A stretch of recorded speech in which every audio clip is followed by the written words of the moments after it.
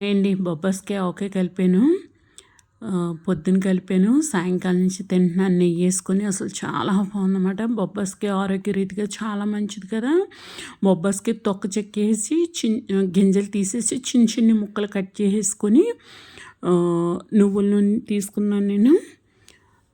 ఉప్పు, కారం, పసుపు, నిమ్మకాయ ఇవన్నీ సమృద్ధిగా వేసుకొని కొంచెం మెంతి పొడి, కొంచెం ఆవాల పొడి, ఎల్లుల్లిపాయ చితక కొట్టేసి మీకు చూపించాను కదా! ఇవన్నీ నేను ఏమేమి వేసాను అనేది.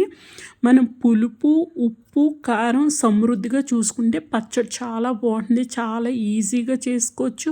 బొబ్బస్కాయ ఆరోగ్యరీతిగా చాలా మంచిది. అందుకని చెప్పేసి పచ్చడి కూడా బొబ్బాస్కాయ ముక్కలు అసలు కరకరలాడుతూ చాలా బాగుంటుందన్నమాట. పొద్దున కలుపుకుంటే సాయంకాలం నుంచి వాడేసుకోవచ్చు. చాలా బాగుంటుంది. ఒక్కసారి మీరు కూడా ట్రై చేయండి. అవకాశం ఉంటే ఈ వీడియో నచ్చితే లైక్ చేయండి.